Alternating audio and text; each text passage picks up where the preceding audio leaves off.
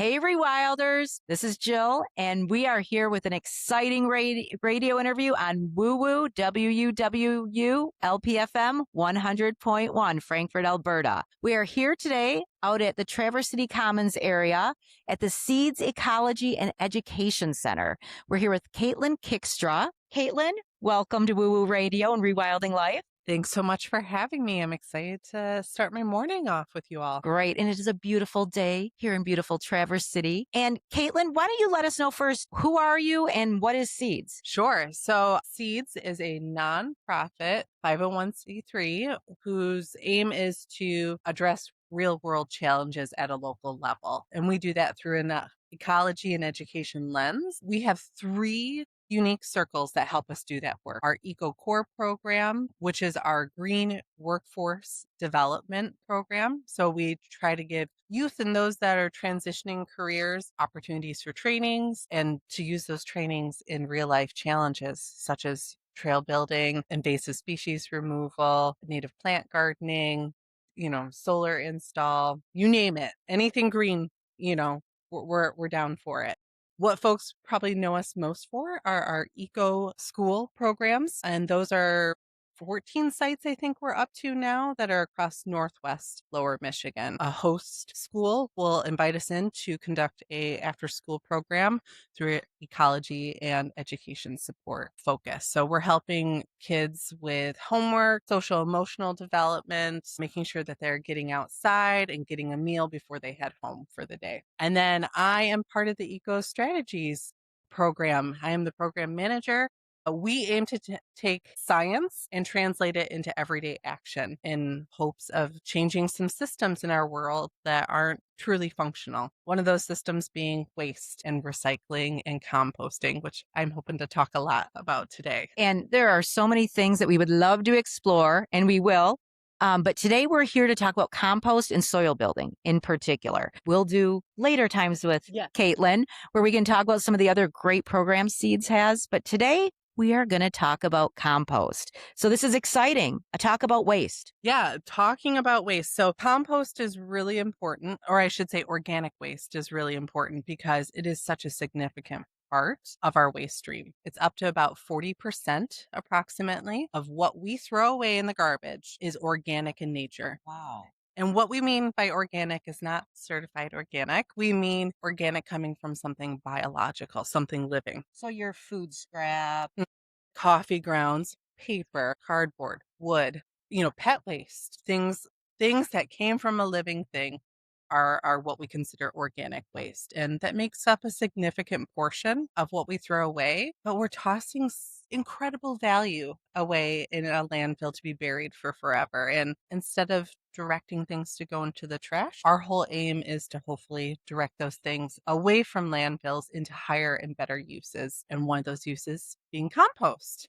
You are speaking our language for sure. Wonderful, wonderful. So today at the Seeds Compost Petting Zoo, we have 8 demonstrations, setups of compost. I have to stop you for a second. Did you say Compost Petting Zoo? Compost Petting Zoo. Tell us more. So this Compost Petting Zoo was made possible through support from Rotary Charities of Traverse City, which serves a larger region, as well as EGLE, our Department of Environment, Great Lakes, and Energy. We knew that a major stopgap, folks participating in compost, knowing what to do better with their organic waste, was just knowing that education portion is super important. So we wanted to set up, hey, this is totally possible. And guess what? You get to choose your own adventure when it comes to compost. Okay, I've been to a lot of petting zoos as a child and taking my kids there, but I've never been to a compost petting zoo. Well, you're in for a treat. This is super exciting. You are in for a treat. Yeah. So I thought we would go around and let's take our first stop. So our first stop is a hugel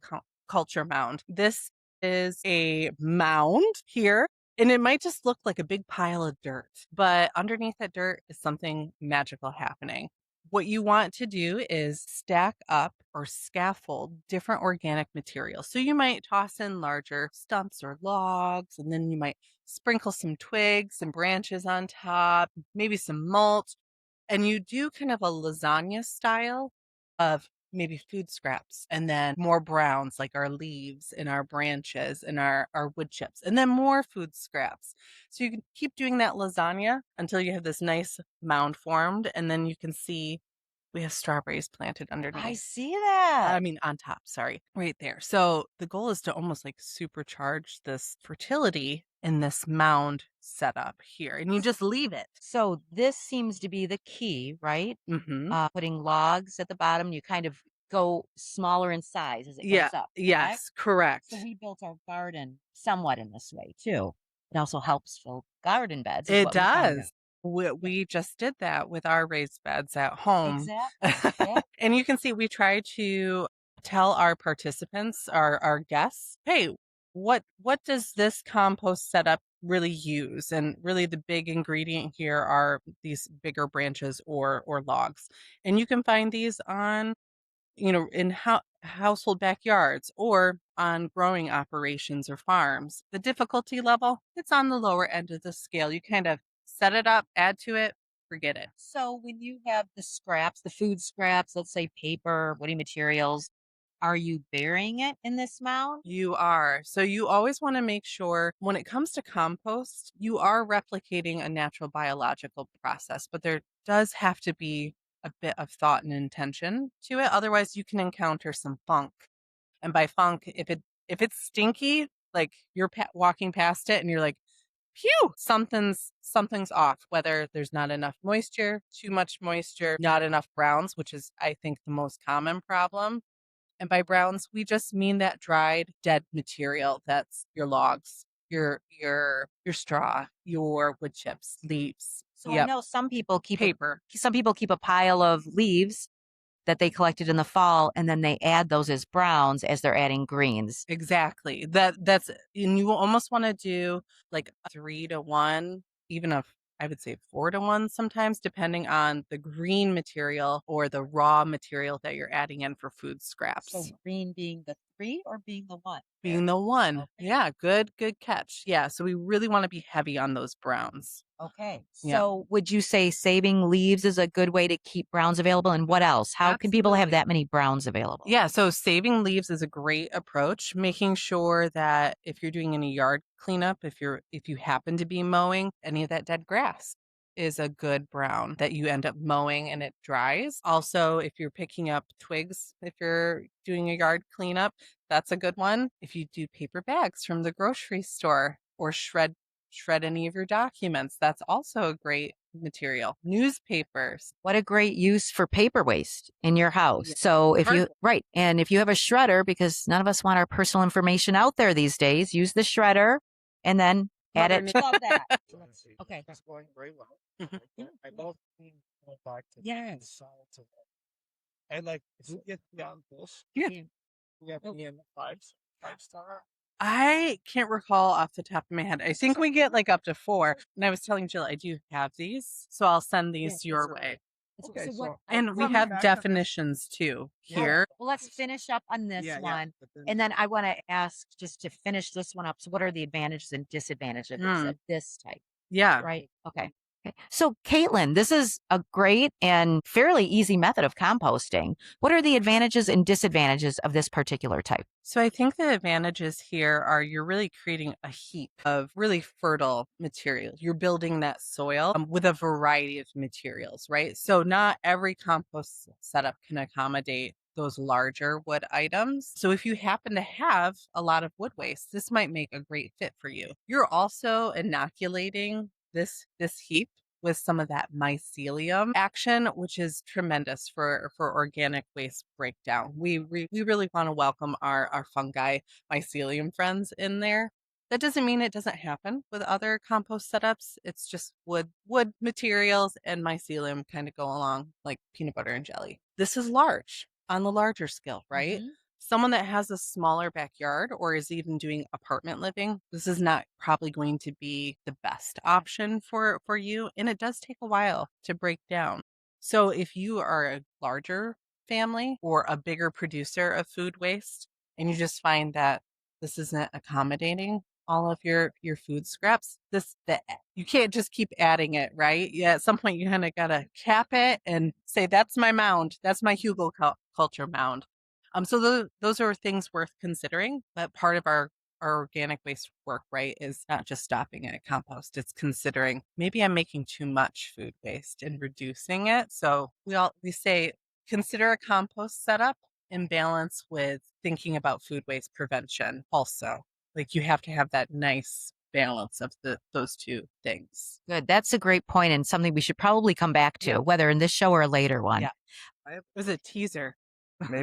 Maybe you've covered this question already, and I just didn't notice it because I was looking at something else. But is this the type that you have to worry about animals coming in and digging up your compost at night? That's a really good question. Really, what I find I don't even want to call them pests because animals are just seeking out a buffet, right? It's really more about the things that you're putting in your compost pile as opposed to the setup that animals are attracted to.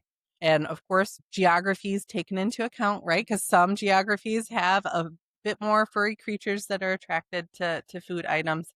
It's really the things like meat, dairy, oil that animals are going to be more heavily attracted to.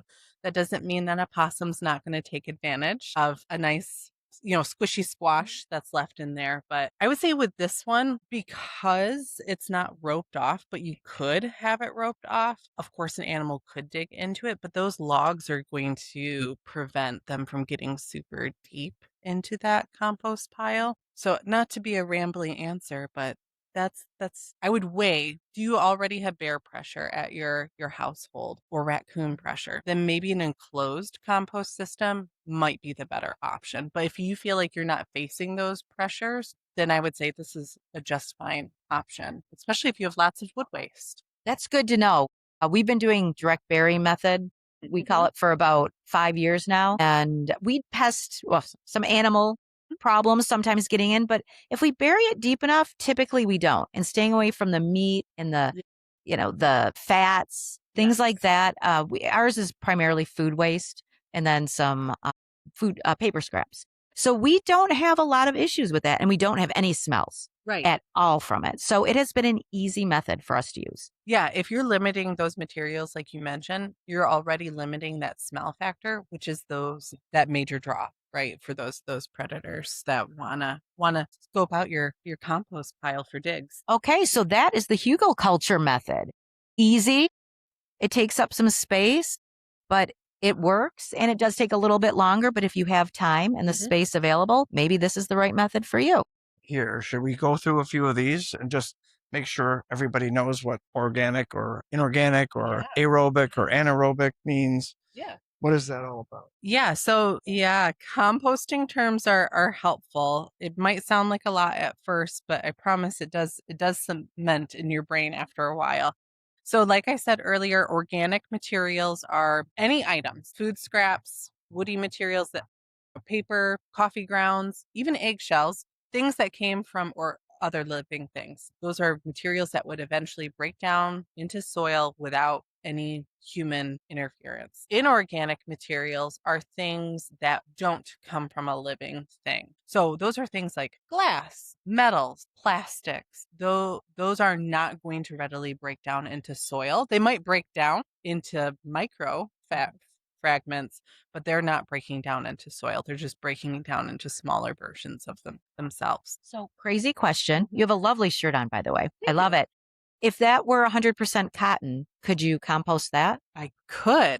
And the same goes for our hair, pet hair. I've even been asked really funky questions like, can I compost my fingernails or my toenails? And technically the answer is yes. It just might take a while because those items are more protein based. Okay. One of the things I noticed when we started composting on a bigger scale was even little fragments of plastic, when you have to screen for that because little by little they'll build up. And so if we happen to have a dump our kitchen composter and there's a little piece of a bag or something that ended up in there, it's important to take that out, isn't it? Absolutely. And those stickers, twist ties are another big culprit, rubber bands. And you have to think about, it's wonderful to make compost, but we're not treating it just as the solution for waste management, right? We're wanting to build soil to regenerate our earth, and whether we're using that soil in habitat restoration and growing native plants, or if that's growing our food, right? And we have to make sure that however good that soil is however good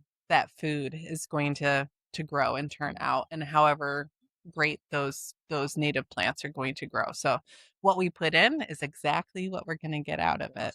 Let's move on and check out another site. Okay, so we're at our second of the Compost Petting Zoo exhibits.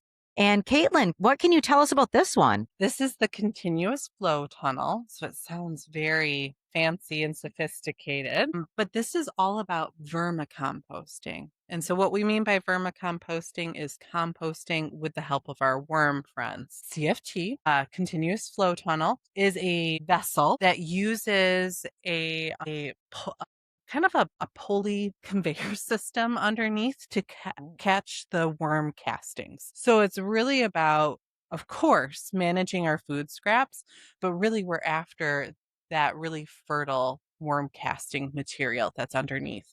So a vessel like this can hold 40,000 worms and work its way through 20 pounds of food waste a week. Yeah. Stop so right. we- Say we that of course- again. Yeah. Because we've got a personal experience. Yes. I want to hear it. Yeah. Go ahead. Say that again about how much? 40,000 worms. Yes. And you can go through how much? 20 pounds of food waste. How much is an average? Oh, the latest statistics are for an American, right? Which is a little bit different when it comes to waste. We waste over 5, closing in on 6 pounds of material a day. Not organic material, but 5 to 6 pounds of just trash. Yep. Yep. Yes. Yep. Yep. So, of course, right, in theory, but our Michigan winters, right? This is a question. Yep. So Michigan's climate, as wonderful as it is, I love every season, and we get to do so much with those seasons, is not compatible for worms living outside all winter. So we do have our worm friends out here in the spring, summer, and fall, but once it kind of dips below that 50-degree mark, that's when we need to scoop our worm friends out. And we do the worm walk over to the basement of the workshop. The worm walk. Okay. So, Well, basically, it's chemistry in the sense that, lower temperatures, reaction times are slower. So you can expect they would, even if they could survive the winter, things are going to slow down in terms of making compost during those times. You can think about it in the way that when we go to sleep, right? Our digestion slows down and our body temperature drops. It's the same for these worms. They're just settling in for a longer winter sleep. They're still semi-active, but not active in the way where they're still digesting that 20 pounds. So let's talk about this for home use, because we each have tried this in the past fairly unsuccessfully. I would say it was fun. But we didn't really try this. No, so We tried this commercially available little worm compost kits that you could buy. Like the tower? With the Yes, the tower. and all that. Yep. And for us, it just didn't work. We were seduced by the numbers of how much compost we'd be going through, and it just didn't come even close to that. Of course, we never had this much soil and this much of a setup, but I think this is doable for a family. I mean, if they wanted to do something like this in an out of the way area, this type of approach would work better than those kits. well, or let's talk about the kits. Have you seen the kits work? It's funny that you mentioned the kits, because that was an anniversary present to myself and my husband. He's a big fisher guy, and I was like, "You get the worms, I get to stay trashy and work on my food waste." And we were also like, it's not really. We had worms; they were there. We didn't even inoculate it, and they were there, and it broke things down. But just for the generation that our family of 3 was making, it just wasn't keeping up. So I actually donated our hot frog composter to Seeds, and we use it as an education tool that travels around to eco schools so they understand worms are our friends. This is how the decomposition process works. But I think for anyone looking to do that's a larger scale generator of food waste, is probably not going to keep up with what you need. If you're a solo person, I'd be curious to see how that works. Especially like if you're doing apartment living, or if you're a senior that's in a condo or something like that. I wonder if it's better suited for like one person.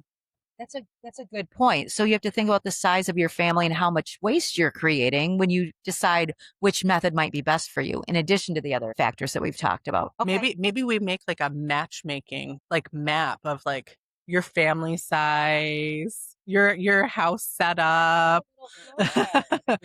You can send her a few things about your family. There you go. Situation. Or should we say compost potentially you could make, and then you can pick which of several systems might work best for you. Roll it out on Valentine's Day. Good. Okay. So that's the worm system. We're on number 3 of our composting petting zoo. Yes. And up next is the in-vessel system. So at the Compost Petting Zoo, we have the Earth Cube, which is from Green Mountain Technologies. There is also a larger in-vessel system that's right across from the Travers Area District Library. That was a partnership between Seeds, Carter's Compost, and the city of Traverse City.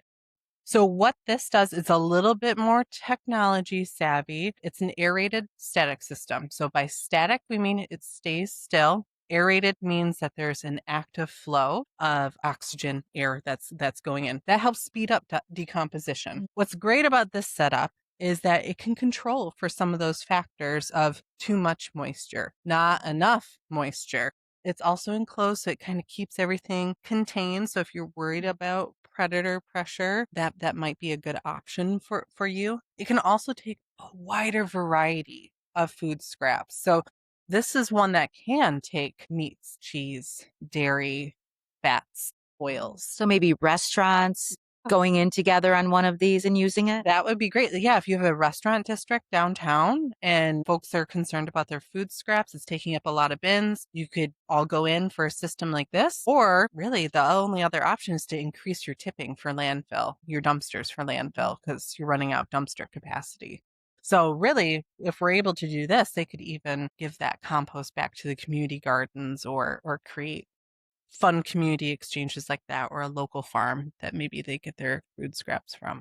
Let's say you're a family that you just say, composting sounds like a good idea, but I don't know that we're going to get everybody on board. But I do mow my lawn every week, and I got a lot of clippings. Is this a good way to do it, or would you do more of a direct burying or some other method of worm compost for grass clippings? Or this seems like a good place. If I'm mowing the lawn, I can just come over, dump my collection bin right into some sort of a system like this. Although the Earth Cube itself looks.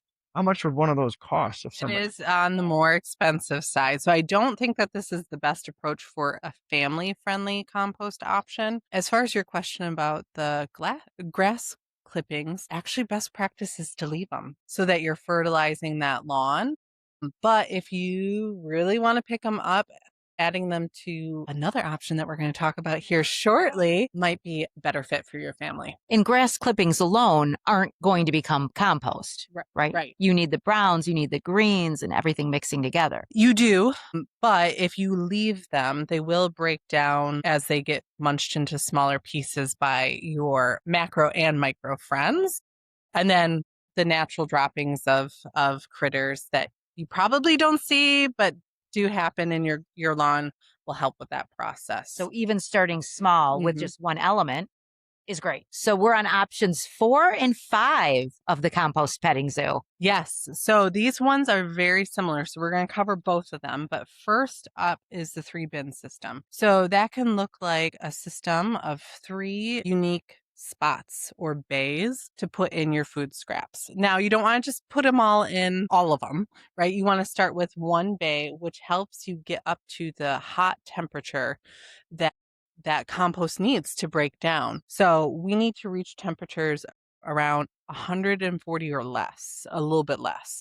You don't want to get too hot because you're going to kill off all of the good bacteria and critters that are doing that breakdown work. But you want to mound it and keep adding that nice healthy ratio of one portion greens to 3 to 4 portions of browns, and keep doing that lasagna style. You can even probe it if you want to for temperature. And then after a few weeks, 2 to 3 weeks, you want to check that it's lowered in temperature, still keeping that breakdown in that bay 1. And then after that period of time, let it cure once you see complete breakdown, meaning you're looking at it, you're not recognizing eggshells, you're not recognizing apple cores or things.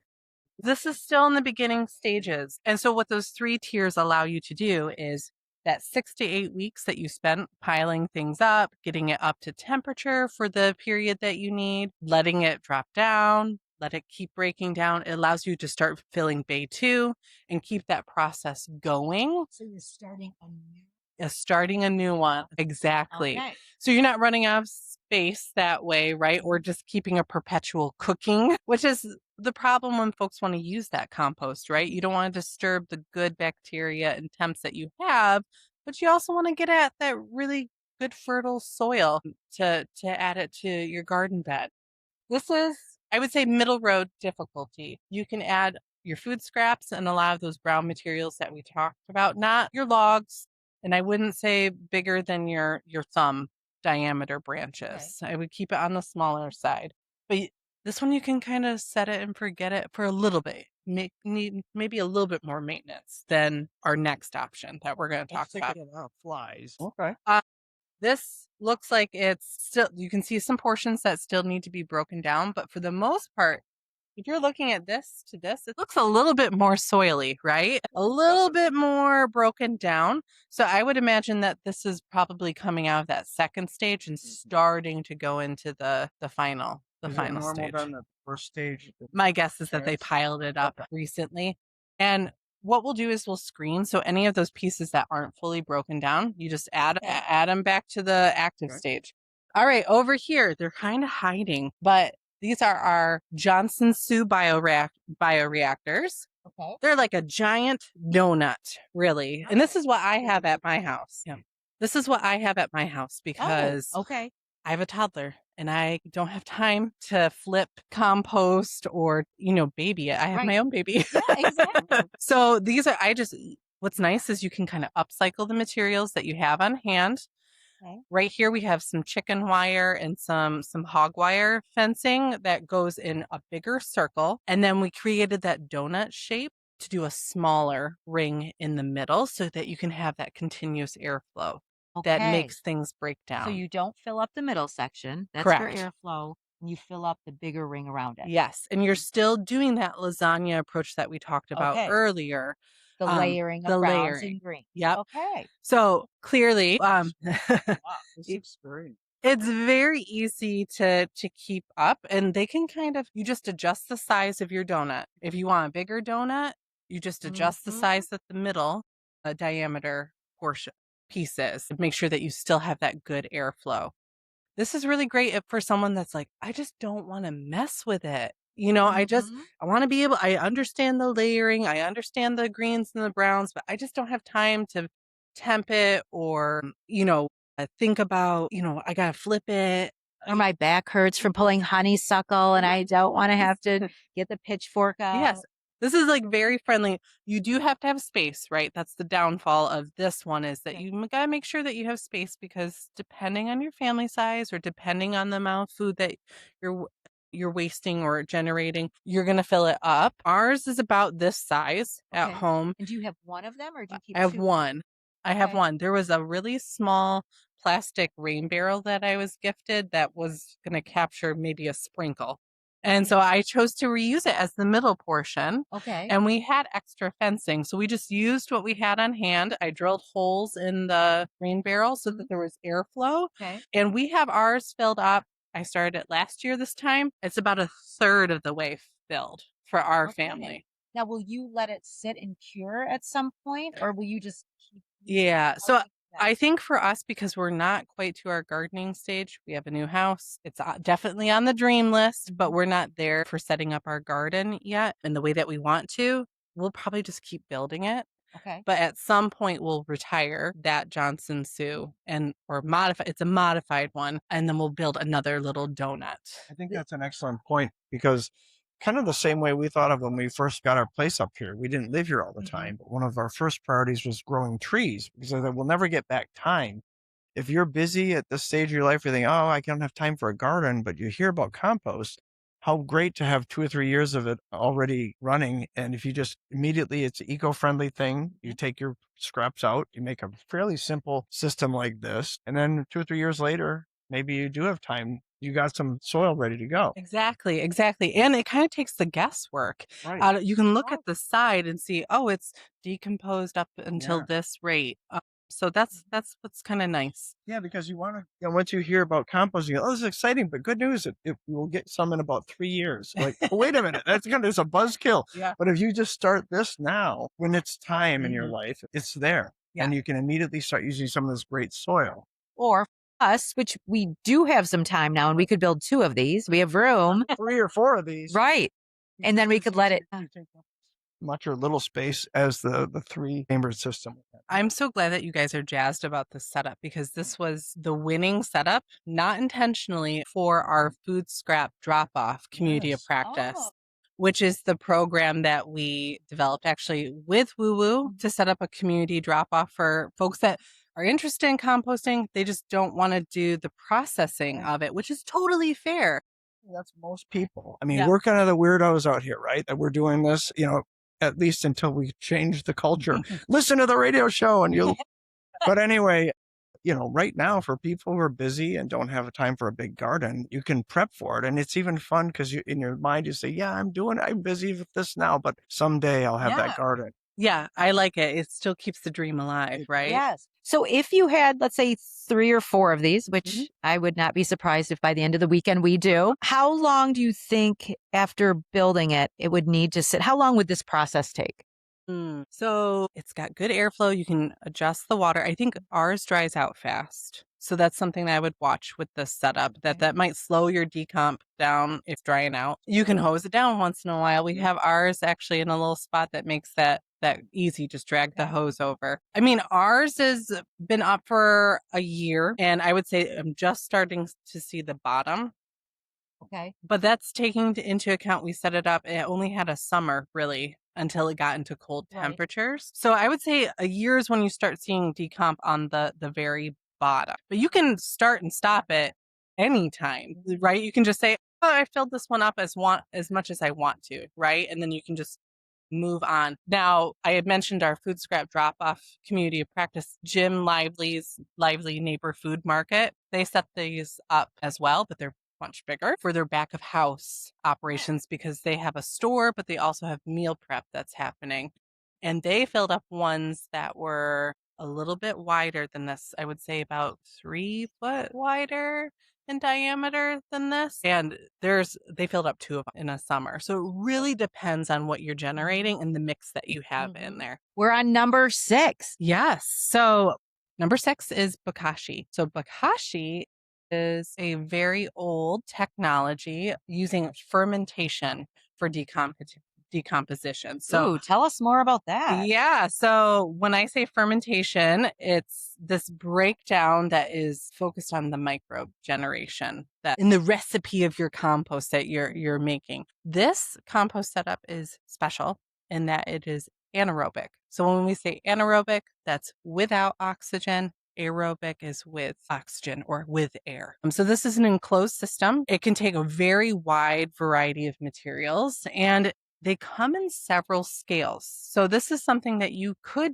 do in a space that's an apartment or more small, as long as you have a spot to take that gooey muck that it turns into when you're done. So whether that's a friend that has a compost set up and you want to help inoculate their pile, or if you have a spot to bury it so it can complete that decomposition process. That's the only thing. So this is a I mean, I think of organic, anaerobic as generator of a lot of really nasty smells because and that's the nature of fermentations anaerobic. So why would you want to do this other than just the spatial concerns? Is it a product or a faster product?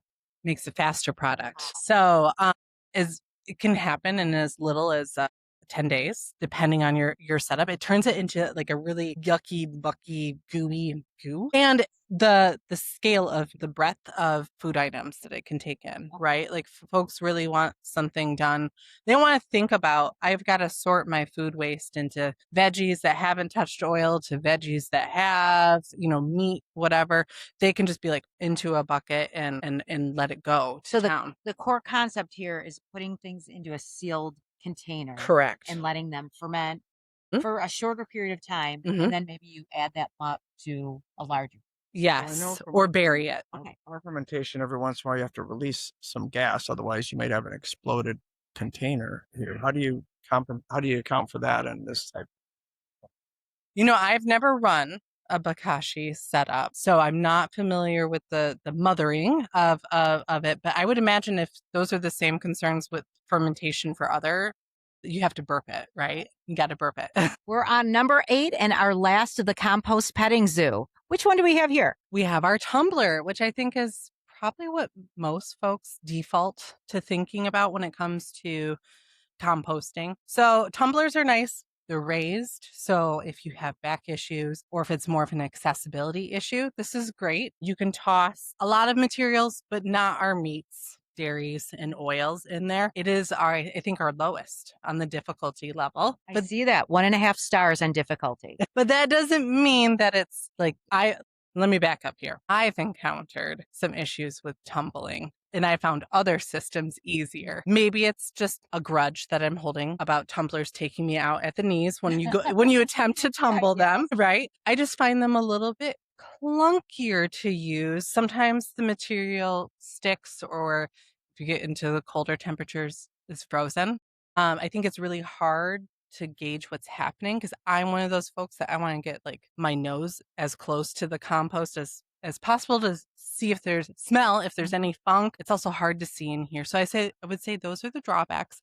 Or for some folks, this is like a really easy like toe into the water of composting. It makes that turning concept, that rotation that you have to do with some of the compost setups easier. It does get hot. You can control your moisture. So if you're having a problem with just like we've been having lately with tons and tons of rain and you're starting to get a funky smell, in your outdoor compost, this will help protect you from that. Okay. This is also great for households that don't have a yard for the other Or have setup. neighbors nearby. Yes.